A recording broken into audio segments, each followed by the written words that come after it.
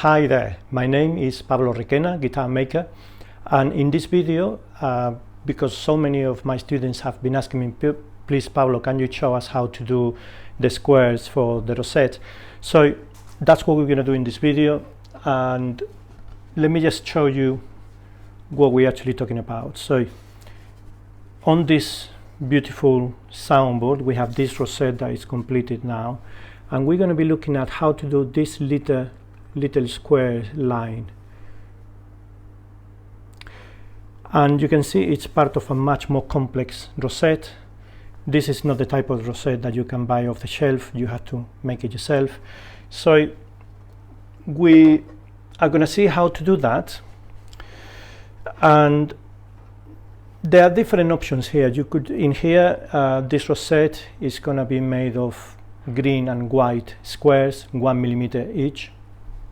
But you can do different combinations for colors because it's not useful just for this rosette. You can use it for any rosette that you want to design, and it's just a beautiful little subtle component of a nice, well-made rosette. So this is basically what we're looking at how to do. This is very small and delicate. You can see this is all very flimsy, and these squares are 1 millimeter squares. The width this way is 2 millimeters. Let me just check. So that's the depth that the rosette will have when we inlay.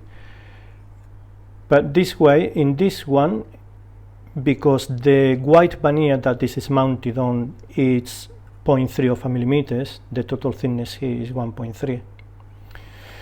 This one, this other one is a little bit different. It's the same depth. You can see, well, 2.1, slightly wider, but you know, it's pretty much what we need. But here, the white veneer that this is mounted on, it's 0.5 of a millimeter. So this way, this is 1.5, which means that by the time we're gonna set this into the rosette, when we're building the rosette itself, this is already quite flexible, so all we need to do is to apply a little bit of heat to get just the right circle to be able to inlay. But to be able to bend it easily, we only want to have one veneer in one side. We don't want to have the other veneer in the other side. If we put the other veneer in the other side, it will be much more rigid and less fragile. It won't break so easily. But then when you bend it, you could have problems, and that's when it could break. So it's much better to be able to inlay these sections separately. So when you put it on the rosette, you have this element and then just one plain strip of white 0.5 millimeter next to it, and that's how you get that element made into it. So I'm going to show you the process so that you can see there are several steps to be able to do this. It's quite a bit of work. It's quite lengthy in time as well, so I've got prepared some pre-made components because otherwise we won't be able to do this video, it'll be too long. But I'm going to explain each step of the way so that you can do this in your own workshop and make it successfully. Now, one of the things that some of my students say to me, it's Pablo, how do you make these 1 millimeter squares? Because you know, sometimes they send me pictures of what they've done, and you know, they look great, and really this is a design element. So whatever you decide to do, as long as it's well made, that's all that matters. But yeah, sometimes students find it a little bit difficult to make it so small, because to make the squares a little bit bigger is not such a big problem. It's not too complicated. And, you know, it's still complicated, but not as complicated as making it this size. And from my point of view, the smaller it is, the more delicate and elegant that it is.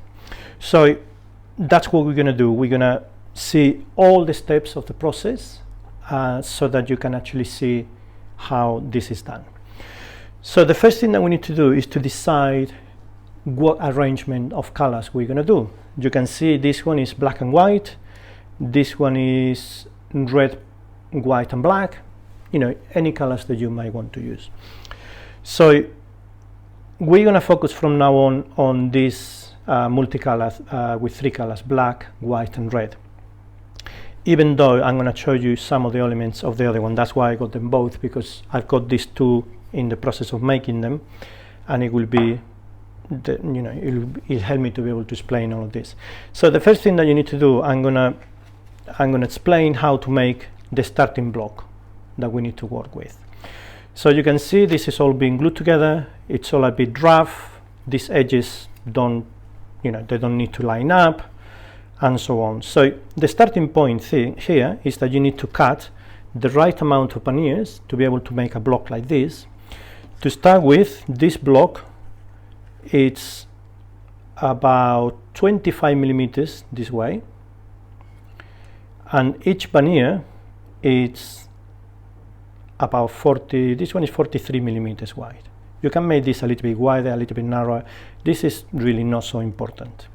And the length is 200 millimeters. You can make this longer, but you can see it won't make any, you will make more guitars out of it, but it's not necessary. With 200 millimeters long, you see you're gonna get many guitars out of this. So to make this, also it's a bit time consuming, because rather than getting all the veneers that you need, and you can see I've got some here, because the squares need to be 1 millimeter at the end, and the veneers that we're using are 0.5, then it means that I'm going to be using 2 green to get 1 millimeter, and here I have 1 millimeter white, which means that I need to use 2 green and 1 white. But if you're not able to find 1 millimeter veneers, you can use 2.5 whites, and that will do the same job. And it's quite important that as you put your block together, you always end up with 1 white in one end and the green in the other side, and you'll see in a moment why this is important. But yes, I was saying that to be able to glue this block, instead of gluing everything in one go, which means that there'll be a phenomenal amount of glue here and it will take ages for it to dry thoroughly, what I do is that I glue a few veneers at a time, maybe 2 or 3, and that's it. So I build up this block gradually, because that way the glue will dry better. And nevertheless, I can feel there's still a little damp, even though I stopped gluing here. I think yesterday was when I glued the last veneer here. So what I'm going to do is that I'm going to leave this block to dry for a bit longer, maybe another week, because then I know that it will be thoroughly dry. But I'm not going to leave it like this to allow it to dry. What I'm going to do is that I will be clamping it in between a couple of blocks, because this way it will retain the shape, it will not distort and it will not twist, but it will dry, and then by the time I bring it out of the block, it will keep the shape. So once it's completely dry, then I can go and plane these 2 edges and level everything up and try to keep everything as straight, as square as possible. I'm not going to demonstrate how to do that, because surely you know how to do that. And basically you will end up with a block similar to this one. You can see this one is a bit narrower, but well, actually, yeah, you will end up more or less with this. And this used to be the same length as this one, but because I've done several guitars from here, this is all I got left. But you can see you got a nice combination of green and white strips here and stripes, and you will see what we're going to do with this in a moment. So that's how you put together this block, and once it's dry you can plane the edges and bring it to this stage. So from here we're going to go now to the other block, which is the one to be able to do this other strip. This is done exactly in the same way. I'm just going to this one because now to be able to explain from now on, I'm going to need to use this block. Mind you, before I carry on, I'm going to put this away, so I'm going to clamp it.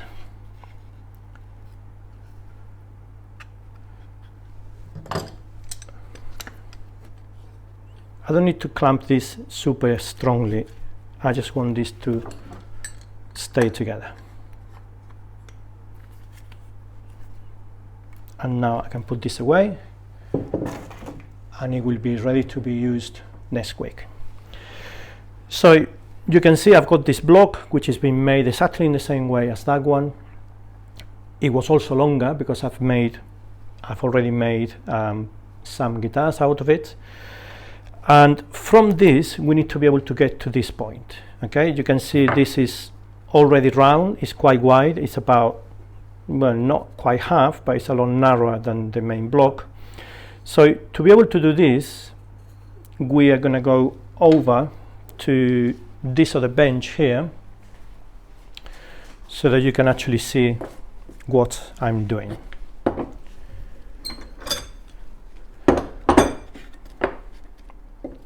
From this block, which as I said it was much longer than this, what I've been doing is to cut sections like if it was a sausage, and I've been gluing them together in this 0.5 white veneer. So you might not be able to see very well, but you might just see the joints in between each one of these squares or slices. And the reason why I said earlier that it's quite important that you finish with in the right sequence. In the other one you needed to finish with white and then green in the other side. This one is the other way around. You need to have a whole repetition, the end of one repetition in one side and the end of the other repetition in the other side. And the reason for that is that when you have the slices, which you're going to see in a moment, one of them, you're going to be able to glue them together, and when you bring them together then they all continue in the right order. So after the last white, then you have the first black from the next strip. That way you have the right continuation here. Right, so we're going to see how to cut one of these strips. And the thing is that you could do this in the bandsaw, but unless you have a super fine blade, very, very sharp, which it won't stay sharp for very long because there's so much glue in here that the blade will not stay sharp as long as you wish. So what we're going to do is that we're going to cut it by hand, and to do that, what we're going to do is to mark just by eye, because I know I'm going to end up having 1 millimeter. Here I'm going to mark something like 2.5 or even 3 millimeters. Yeah, this is like about 3 millimeters. So with a good thin but very clear pen, I'm going to make this line.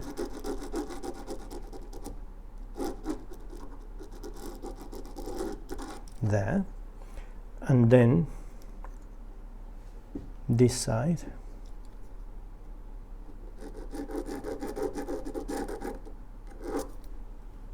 and then the other side.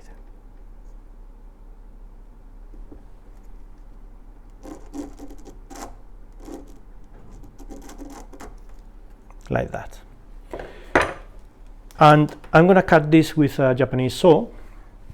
But before I start cutting, what I want to do is the side that I have here, which is rough from cutting the previous one, I want to clean it up before I cut it, because it'll be a lot easier to clean it at this point, so that then I have one clean side and one rough side, and then it means that the clean side is ready to go and to be glued into the veneer. So what I'm going to do, you can see this is already twisting a bit, so I don't want too much of that twisting, so I'm going to put this to one side with a block holding these things down.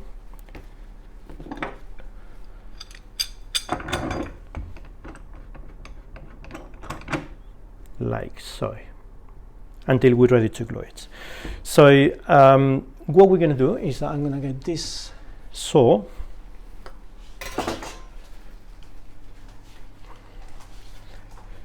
and before anything, what I'm going to do is to clean this face. Let me just find a pencil. So what I'm going to do is that I'm going to mark this up with pencil, so that I got a good witness as to what I'm doing.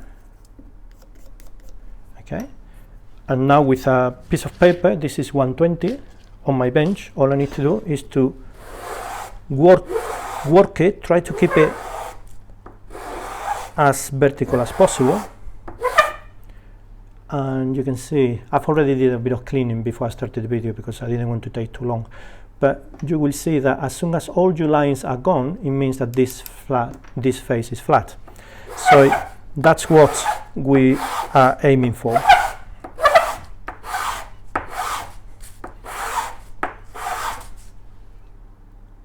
We've got a little bit of pencil still there.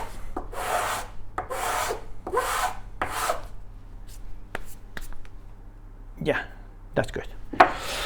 Okay, so now I don't need my paper. What I need to do is to cut this up. Now, yes, you could cut it in the bandsaw. It'll be a lot easier, but also you're going to have a lot more waste, and you want to keep this, you know, you want to be economical with this, and the Japanese saw is fairly thin, and you're going to have a lot less waste than you did it with the bandsaw. So I hope I cut it okay, because this is not easy to cut it. If you don't cut it well first time, don't panic. With a bit of practice you will get this right. But I'm just gonna do this one.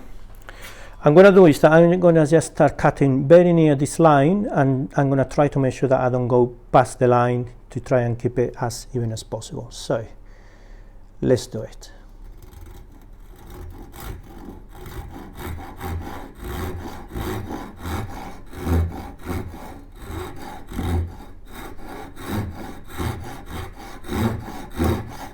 So what I'm doing here is cutting along this line at the same time as I'm cutting along this line.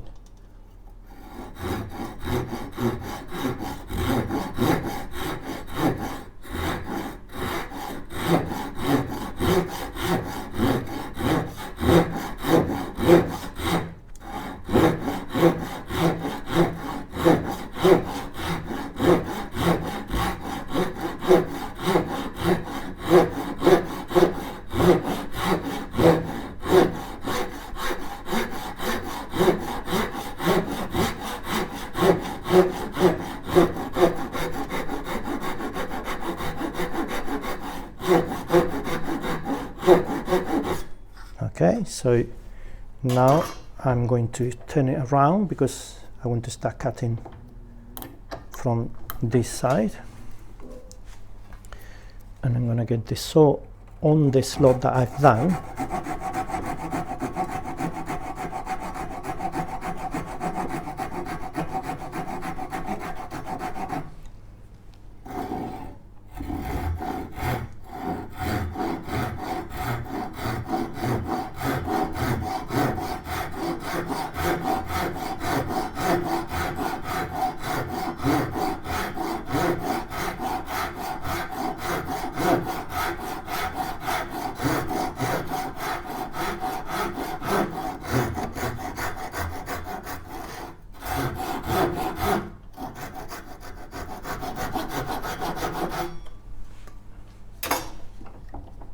You can see this cut is going all funny over here, but you know, I'm not too concerned with that. Now I can cut in the middle.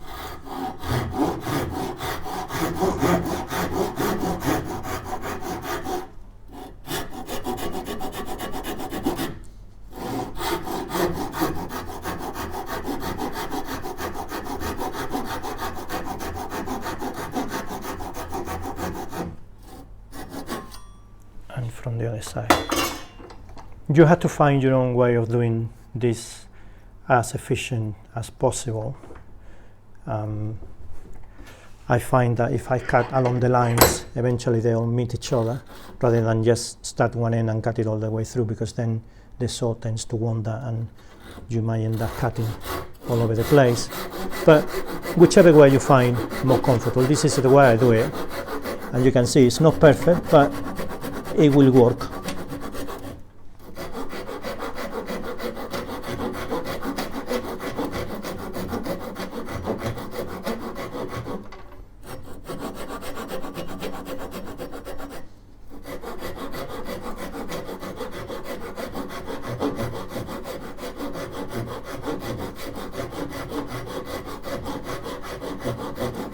Now I'm nearly at the end So I'm going to cut quite gently because I don't want to tear out the last veneer, and I want it to have a reasonable clean cut. So I'm not going to put any pressure down.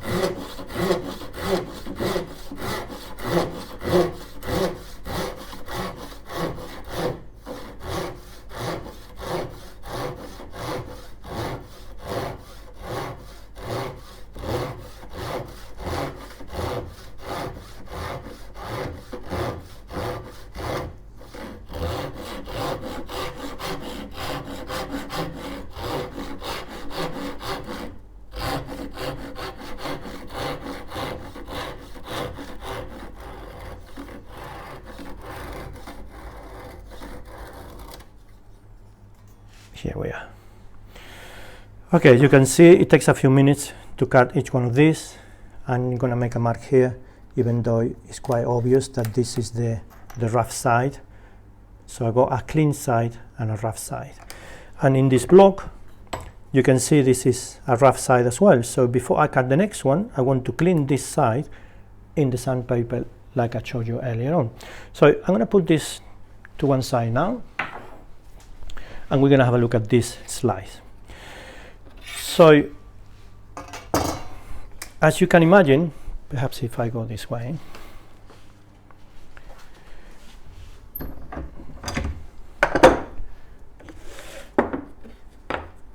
to be able to do a section as long as this one, this is 400 millimeters long, and this is the length that you're going to need if you want to go around the rosette. It's a little bit shorter, but it's always good to have a bit of a longer length so that you can work with it a bit better. Now if you wanted to make one to go all the way around the perimeter of the guitar, then you will need to have one basically about 800 millimeters long. You do it exactly in the same way, it's just longer and a little bit more delicate to do. So here I've got 1, 2, 3, 4, 5, 6, 7, 8, 9, 10 blocks like this to be able to complete one of those. So we're going to see how we're going to glue this into here, and notice that the base veneer, the white veneer, it's considerably wider than the block or the slices that I'm gluing. I've got easily 10 millimeters to each side, and that's because when I'm gluing them, there's a chance that as I get a tight joint here, they might start wandering one way or another. But doing it this way, I know that if I come out a little bit into this side, and you can see here the white is a little bit wider here than here, so I don't need to worry too much about coming out of the white veneer. And then when everything is glued in, what I will do is to trim this off, and then with a block plane off one edge to get a nice clean straight edge here. But you can see all of this is way thicker than it needs to be, and rough at the top. All of these ones, there's some steps, like for example here, this is no level at all, because each one of these slices is being cut by hand. So you know they're not going to be absolutely perfect, but that's not an issue whatsoever. So if you find that some of these, the slices that you cut, they're not all exactly the same thickness and not perfect, don't panic, because it will work very well. You'll see later on why I say this.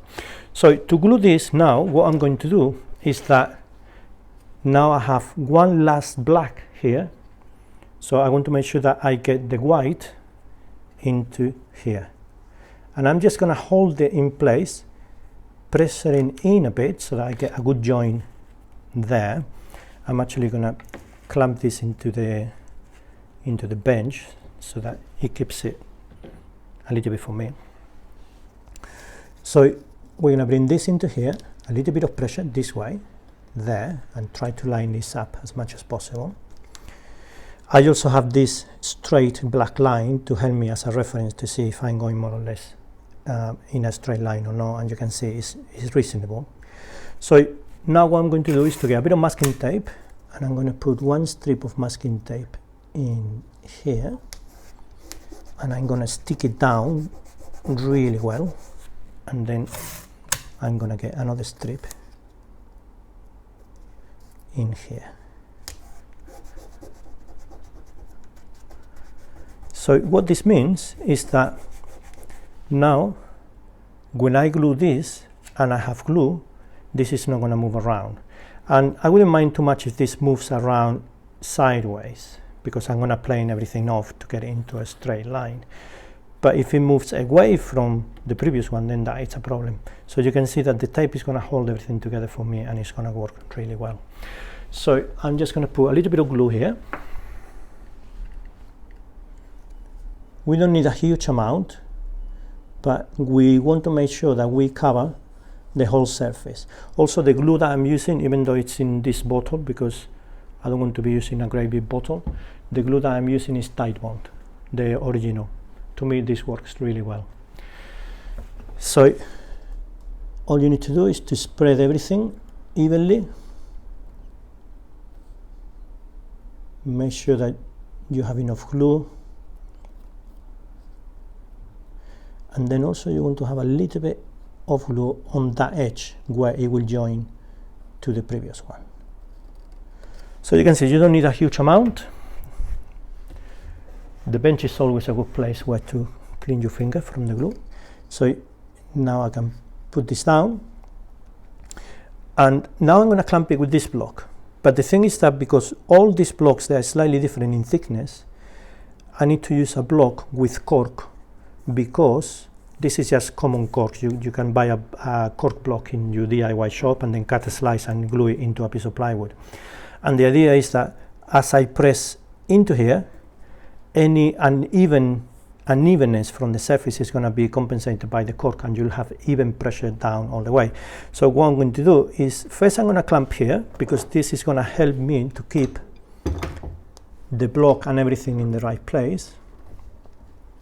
Again, I don't need a huge amount of pressure. And then I clamp this one into here, and that's it. Now I'm going to keep this there because I want to make sure that this is not going to start drying up too much, because as it dries it will curl up like in the other one I'm going to show you in a moment.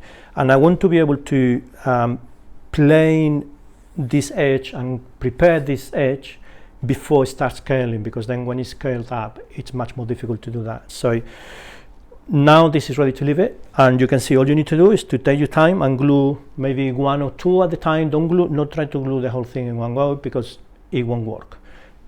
Don't be in a rush with this. Give yourself time. This is going to take, enjoy the process, but don't do it in a rush. So now I've got all of them glued. I've got the right length, and I can leave it until it's completely dry. When it's completely dry, I will plane the edge, and I will get it completely straight and ready to go to the next step. So we're going to go back to this other bench, and we're going to see what to do with this.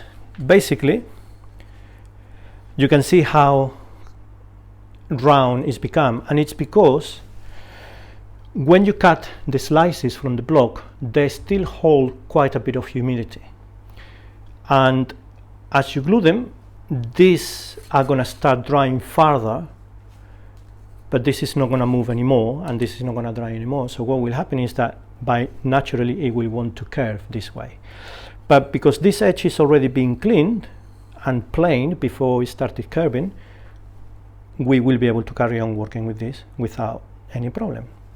So where do we go from this? You can see that here we have each one of these vertical lines. It's 1 millimeter in width, but this is way more than 1 millimeter. Now if what you wanted to do is something a bit bigger, then this is the time to decide how long these rectangles are going to be, because they're not going to be squares anymore.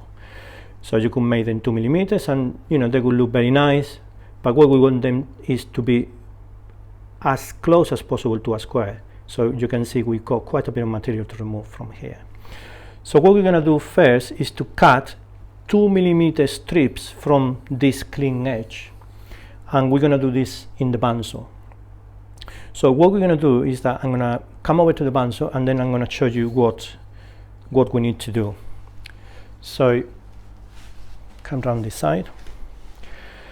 So here in this bandsaw I've got quite a fine blade, and what I've done is to set up the fence so that when I cut over here, I can cut 2 millimeter strips. Now I can see that this is gonna make it a little bit difficult, and I don't want this to break. So what I'm going to do is that I'm gonna put a tiny bit of damp in this side to make it grow, so that this circle will open up a little bit. You'll see.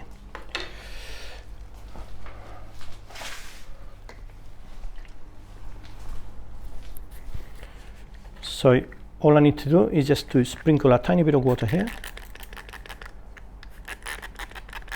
Not much, because I don't want it to go really wet.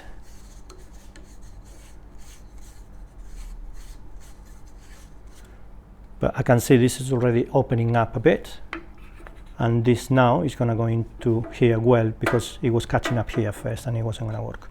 So what I'm going to do is to cut one strip this along this edge. I've got this backing board because the plate that is underneath here is quite big and I don't want any tear out or anything, so this is just a little bit of a sacrificial piece of MDF to get a more refined cut here. And you need to test it in a sacrificial piece until you know that the fence is placed in the right way, so that the strip that we cut is 2 millimeters in width. So that's what we're going to do right now.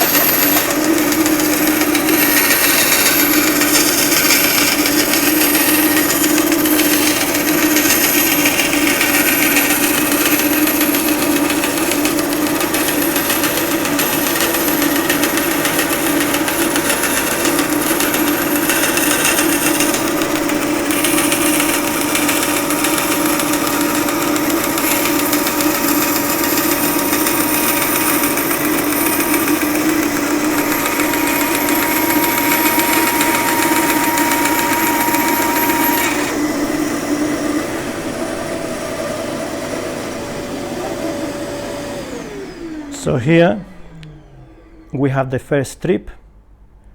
So I'm not going to do this now, but what I will be doing later off camera is that I'm going to carry on cutting, and I'm going to cut as many strips as I can, because then I got the job done, and once everything is set up and works really well, it's a good idea to get them all done ready for when you need them. But I'm not going to do that right now, because you only need to see how to do one of them. So I'm going to put that block over there, and now we have this strip which is 2 millimeters in width, which is the depth that we need to have for the rosette. And I don't mind if this is a little rough from the blade, so it's not a super smooth cut, but that's not an issue, because as you probably know by now, this is a little bit higher than it needs to be. So when all the pieces are inlaid in the soundboard, then that's when we will level everything flat, and all this uneven or all these saw marks from here will disappear. So what we need to do now is to find a way to cut this along this side, so that we can end up having 1 millimeter squares here.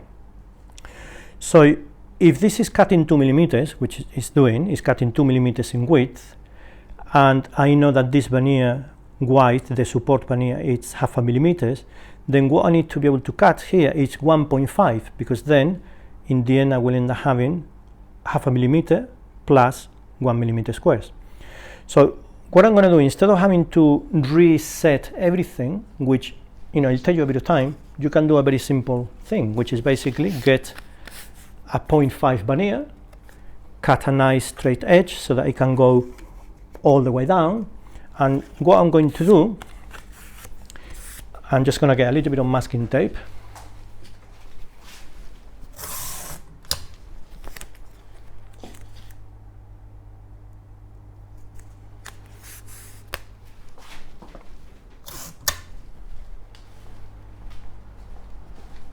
I'm going to put this piece in here, and all we need to do is to put this piece in between the blade and the fence, bring it all the way down, and then stick it over here,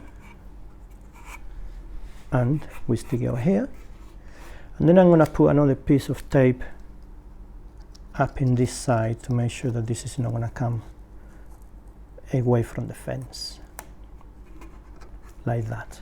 So what this means is that now when I cut into here, I'm going to have the right width there, but this moves a little bit. Can you see? Because the veneer is not going to stick to the fence. So what I need to do is to make sure that I've got a little pushing stick so that I can push the strip against the fence and cut the strip. So that's what I'm going to do.